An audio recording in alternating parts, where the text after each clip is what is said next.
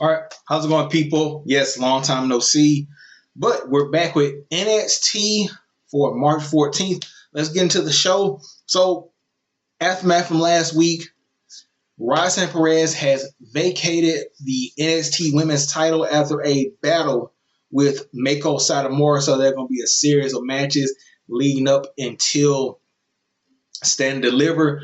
I think it's going to. I don't know how many women it's going to be, but women are going to be put into this ladder match to be able to fight for the NXT title. I don't know if this was legit injury or this was just a way to get Roxanne away from the title. That way she can debut on the main roster. Only time will tell. So anyway, show starts off with Johnny Gargano coming back. His theme music is horrible. I missed the original.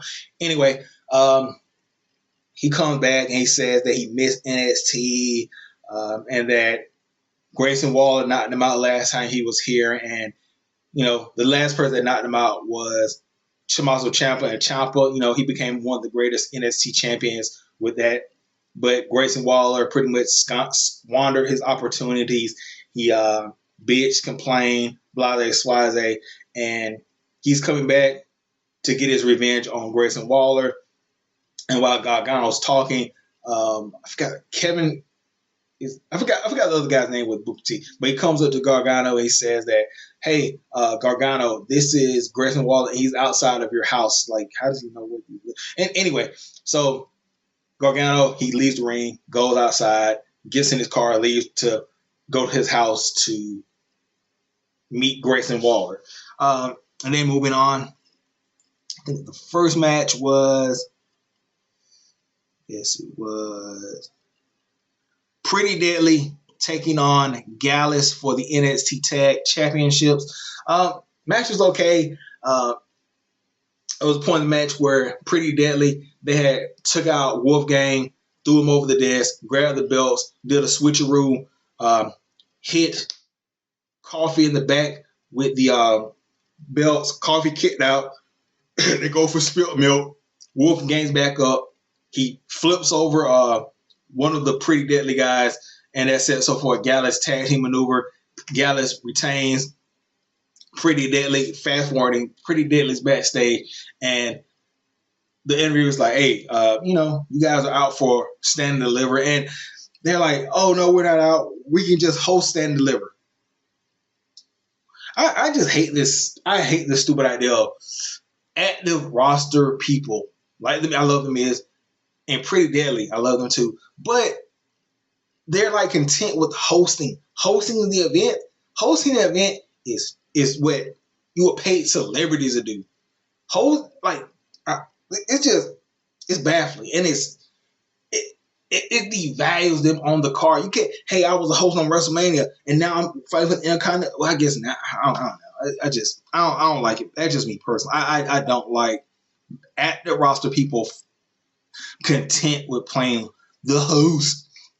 Okay, then you had the first qualifying ladder match for the NXT Women's title. Zoe Stark defeated Sol Ruka. Look, it's time, man. Zoe Stark is Mello is her, Mello is him. She is her. Zoe Stark. She getting beat up on the outside of the ring. I'm just go to the end. She getting beat up on the outside. She gets thrown in the ring. Sol Ruka tries to go for like a springboard splash. Zoe Stark catches her and hits that. I don't even know what you call it, like rotating knee lift type of thing, and pins Sol Ruka. And because the first woman into the ladder match, really hoping Zoe Stark takes the win here. Really takes the win for that ladder match. Moving on past that. Let's see. Okay. Oh, then you had the No One Contenders match for the women's tag team titles. Isla Dawn and Alba Fire defeated Carter and Chance and Paxley and Niall. So the match ends with Ivy Nile trying to tag out to Paxley. And Paxley says, I'm not tagging. We're not a tag team. We know we're a tag team. Ivy gets distracted. She gets out of the ring.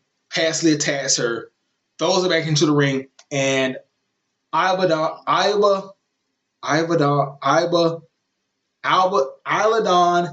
and Don and Alba.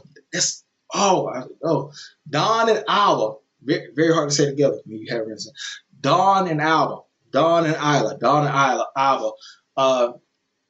They hit a backbreaker / swanton combo on Ivy now and get the pinfall. So now they're the number one contenders and stand and deliver for the women's tag team titles. So that also goes into Kiana James and I forgot Fallon.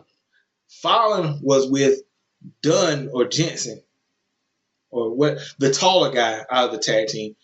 They were together. They went to Kiana James's office and they find that there's this card to Kiana from a guy named Sebastian. Who's Sebastian? We don't know. Maybe NXT, maybe somebody from I don't know who Sebastian. We'll find out probably at NXT Stand and Deliver. But anyway, that leads to a match that happened later on. Kiana James took on Gigi Dolan for another spot in the women's ladder match. Gigi Dolan ends up winning with a domino scratch driver, and I think it was somebody else's move to kill a Sunrise. But anyway, that doesn't really matter. It is what it is. People take moves all the time in wrestling. Anyway, after the match, Dawn and Fire attack Kiana James because they are the new number one contenders. After that, Kiana James, with injuries, is talking to Fallon and asking where she was, blah, XYZ, and that because she didn't answer her phone and didn't have her back, Dawn and Fire were able to attack her after the match.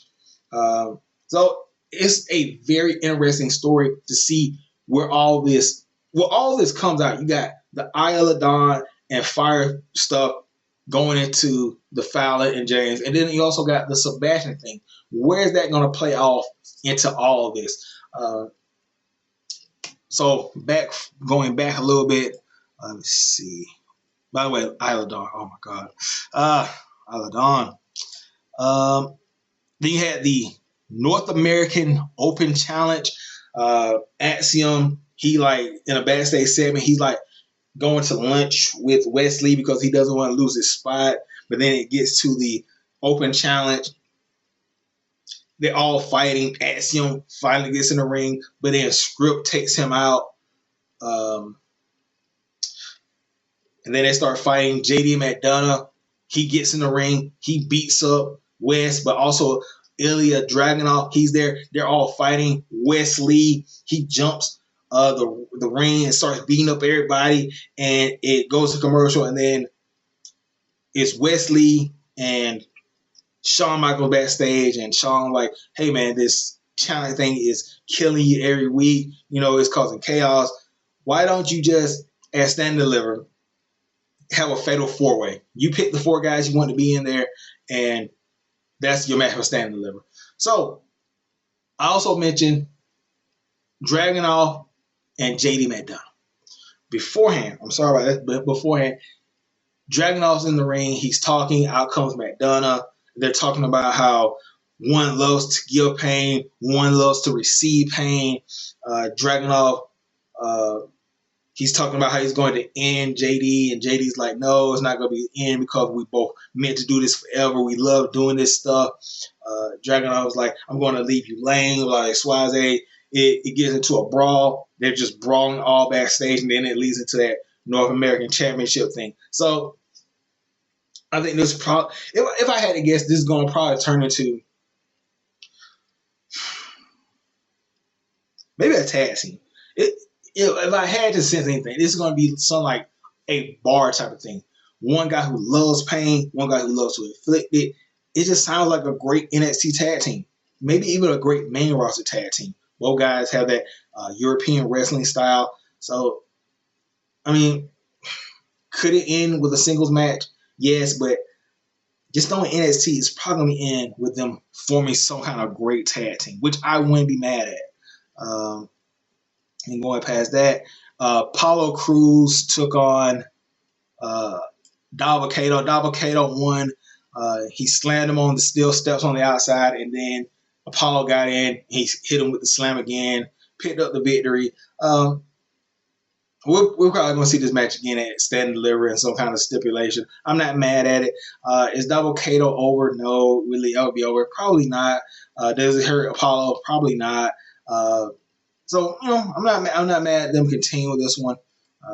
Let's see what else. Oh yeah, Dragon Lee made an appearance talking about he wants to leave a mark. Dragon Lee he's a great wrestler. Let's see right here. I already talked about the Keon James in the whatever match. Oh, let's see. Show.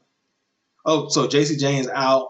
She probably make her. Okay, so JC Jane, she's not going to be at the Stand and Deliver. She's probably going to take a little bit of time off. Then you had the contract signing, Braun Breaker and Carmelo. A lot of back and forth insults about who's the best, respect. You did this, you did that. You're the best. I'm the best. Who's the best? We the best. Best. Pretty Deadly's out there, the host, and they're interjecting. The contract gets signed. Pretty Deadly's like, no, we need some drama, and they get slammed through a table. This was, I'm looking forward more to the match. Braun Breaker's biggest strength is not on the mic. Can we be honest about it? And Carmelo's,